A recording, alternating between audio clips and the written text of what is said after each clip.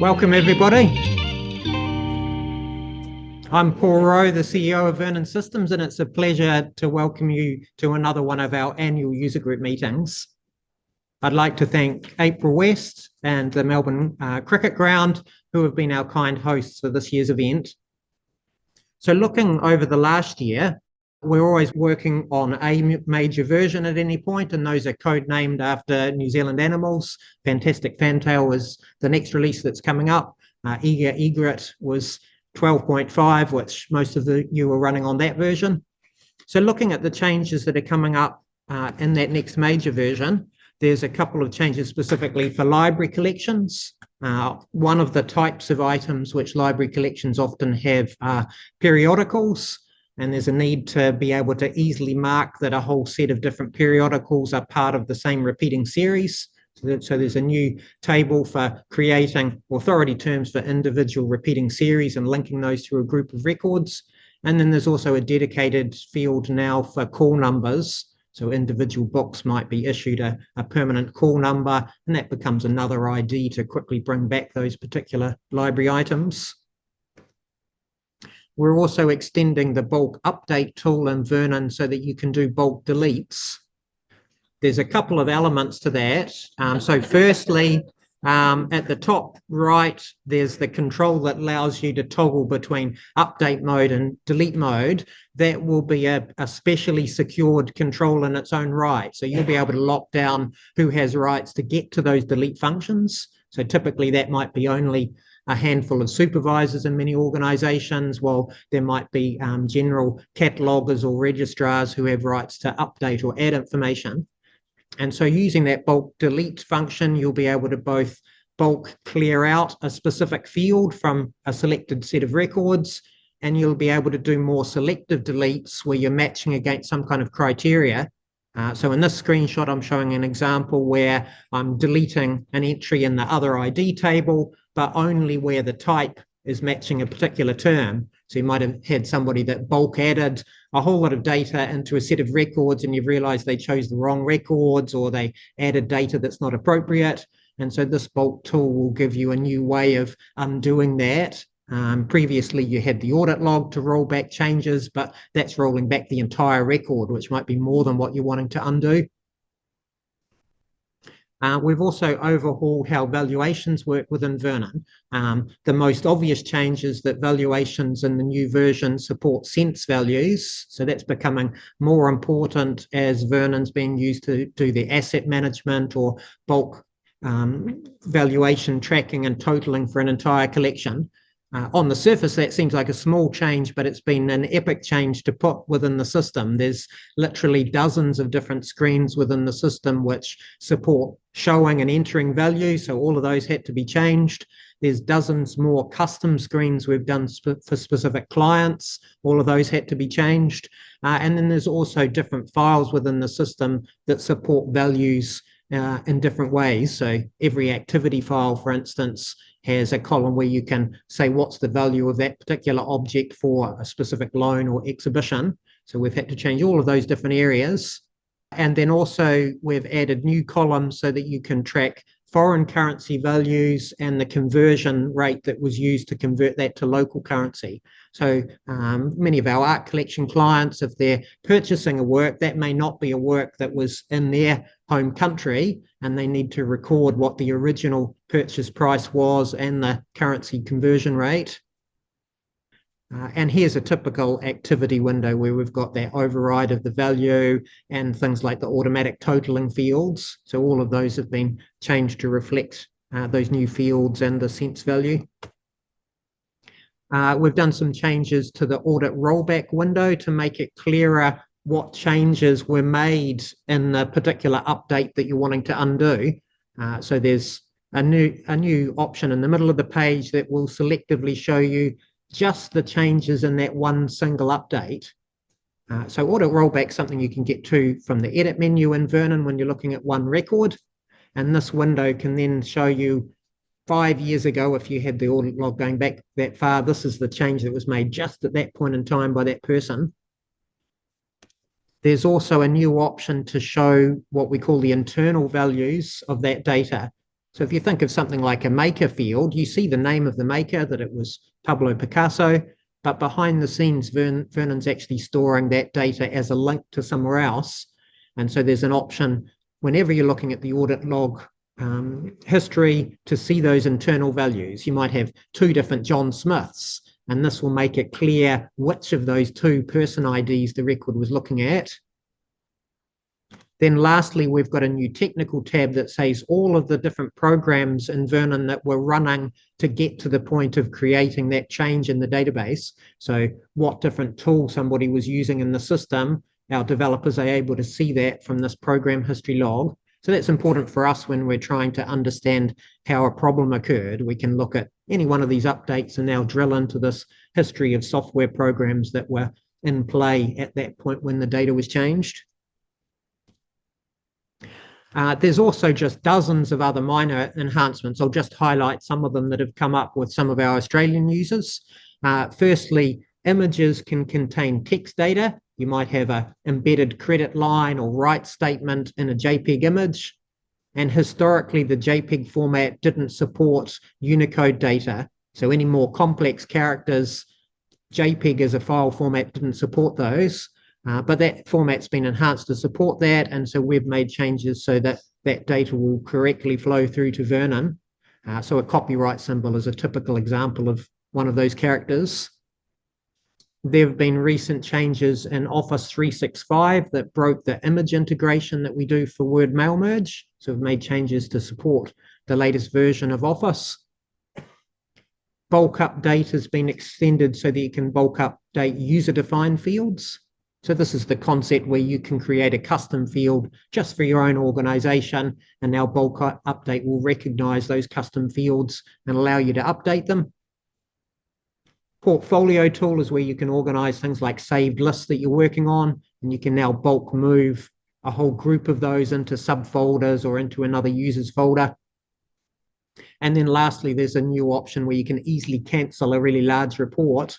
The reporting at the moment, you can cancel it every time it ticks forward 1%.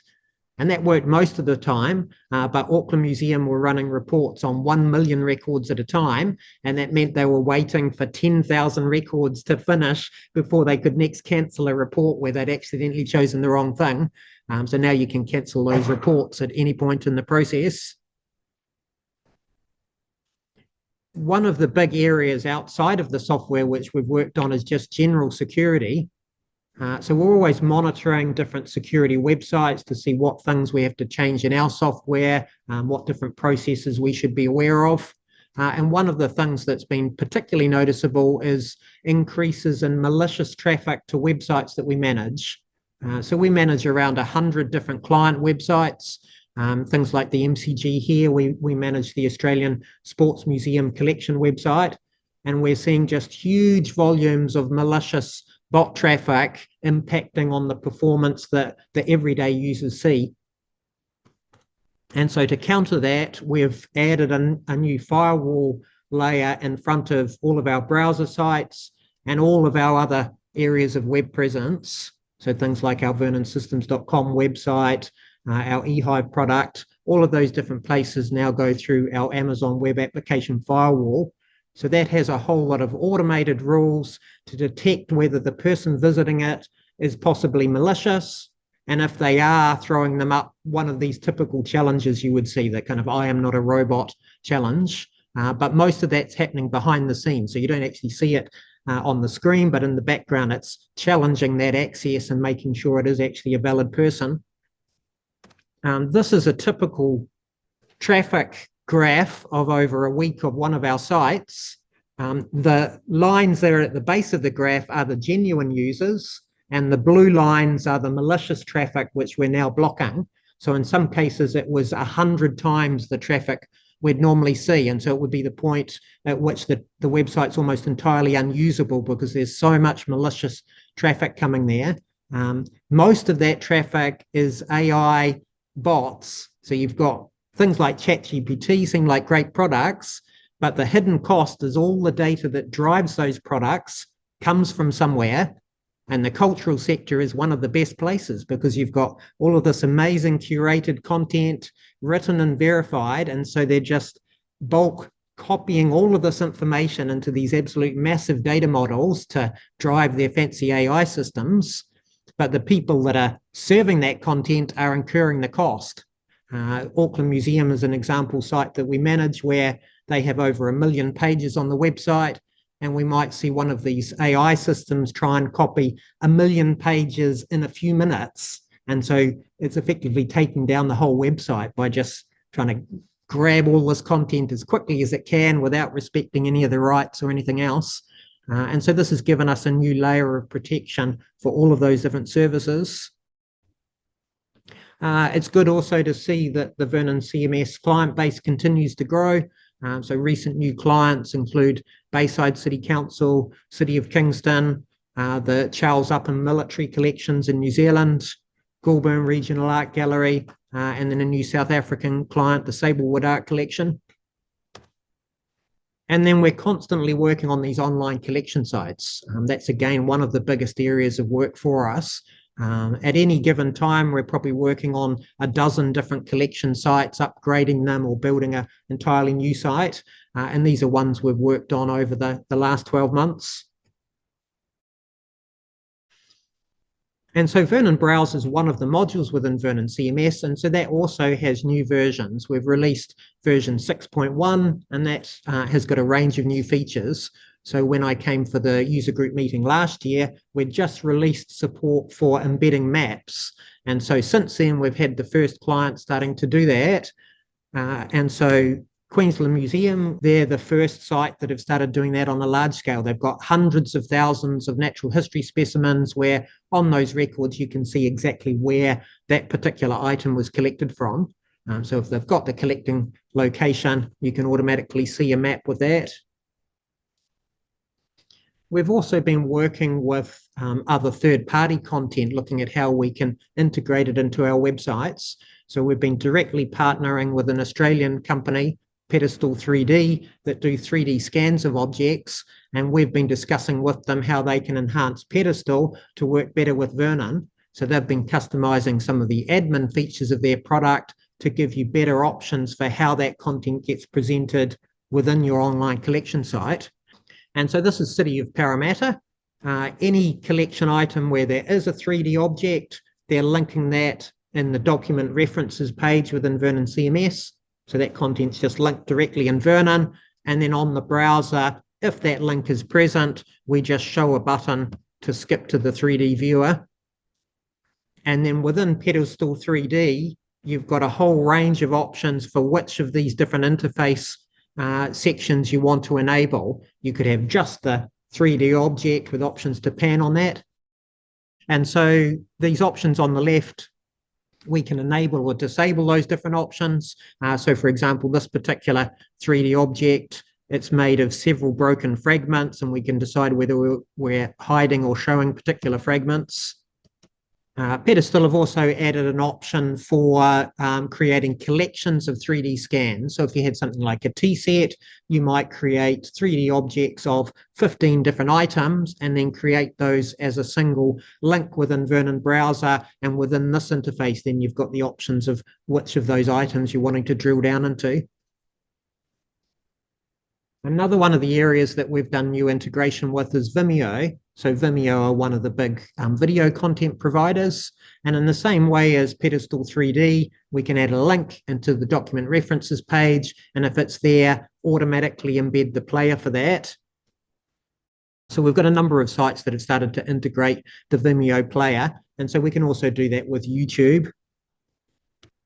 We've recently enhanced the product to be compatible with the latest accessibility compliance standards. So WCAG is one of the main accessibility standards, and that includes very subtle changes. So for instance, there's an option where if you press tab in the browser, when you first arrived on a page, it will temporarily show you a little shortcut at the top, allowing you to skip straight to the content for that page. And so that's a convention that's used in many accessibility tools. If somebody's got poor visibility, their screen reader might give them the option to press tab to jump to content. and our browser product then recognizes that and allows them to jump to the right place. Within the browser, you can create temporary highlight sets, which are curated sets of records that illustrate some kind of theme. We've now got the option to temporarily hide those highlight sets. An example would be a set that illustrates Christmas-related objects in your collection. It might take you an hour or two to create that highlight set, and you want to reuse it next year, but you don't want to delete it, or you don't want to have it visible for an entire year. So you can now just simply tick that it's no longer visible, and then in a year's time, you'd come back and retick it and just reuse that content that you've already got set up. We've also added options where you can easily refine the related results on a particular page. Here I'm looking at an artist page on Vernon Browser, and this particular artist has got many different works in the collection. And so we've now added a new refine results option, which will take the user to a whole interactive page where they can see all of the works by that artist, with options to narrow that down further, maybe by object type or by production year. We've also added options to support introductory messages or cultural warnings when people first land on the site. So that's automatically detecting whether the person is arriving to that site for the first time ever. And then once they've chosen to acknowledge that warning, you can choose whether that's the only time they'll ever see that message or whether it'll be each time they come back to that. And then there's a whole section in the admin panel where you can customize those messages using a whole range of different formatting and styling. So this is an example from the Deakin University website. Within our 12.5.1 minor release that we did late last year, we added support for publishing PDFs from Vernon automatically to Vernon Browser. So again, we're starting to see the first cases where we've got clients making use of that. So Queensland parliamentary collections have started publishing things like old visitor books or MP note books, where you can see those interactive PDFs and flip page by page between all of the content.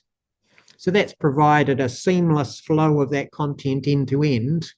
You can link the PDF in Vernon CMS, you can mark it as being public, and then in the background, it's automatically uploading that content to the live website. We've also continued to work on the documentation that we have. So one relatively new area that we have is explainer articles. We regularly run webinars on a specific topic. So it might be all about how you use the imaging features within Vernon CMS. And now Penny Collins, our lead technical writer, is converting each of those video format presentations into a simple explainer article where you've got text and images, which you can then just scan, copy and paste relevant things into your own guidebooks, etc. So there's now an ongoing history of those as we do each webinar. So this is an example of one of those webinars where it'll have a simple content section at the top where you can skip forward to one subcategory of that, and then a whole series of embedded images and descriptions. So that covers some of the main things that we've been working on over the last year.